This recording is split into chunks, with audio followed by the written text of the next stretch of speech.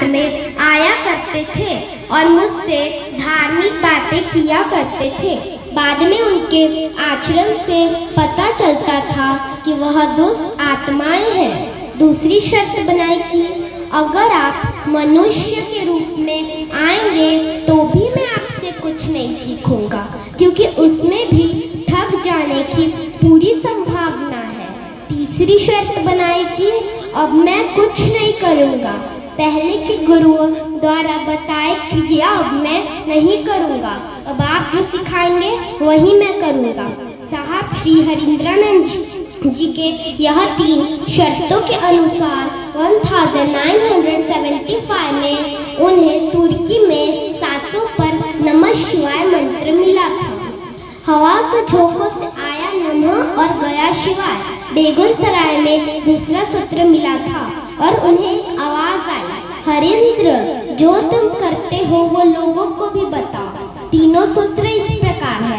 पहला सूत्र दया मांगना, हे शिव आप मेरे गुरु हैं, मैं आपकी शिष्य हूँ, मुझ शिष्य पे दया कीजिए। दूसरा सूत्र चर्चा करना, दूसरों को सुनाना और समझाना है कि शिव गुरु हैं, ताकि दूसरे लोग भी शिव को अपना गुरु माने।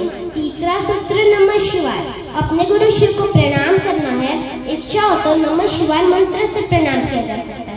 साहब श्री हरिंद्रानंद जी की लिखी हुई पुस्तक आओ चले शिव की ओर सभी गुरु भाई बहनों को रखना चाहिए और अनुदीता रिद्धि के लिखे हुए पुस्तक अनमिल आखर भी सभी गुरु भाई बहनों को रखना चाहिए। साहब ने साहब का अर्थ बताया है कि साहब ईश्वर को कहते हैं, साहब परमात्मा को कहते हैं और साहब शिव को कहते हैं। साहब ने स्लोगन दी है कि शिव आज भी गुरु है, शिव जन जन के गुरु हैं, आइए भगवान शिव को अपना गुरु बनाएं। आओ चले शिव की ओर। मेरा सौभाग्य था कि मैं 1 साल की थी तब मैं साहब श्री हरिंद्रानंद जी से पहली बार मिली थी।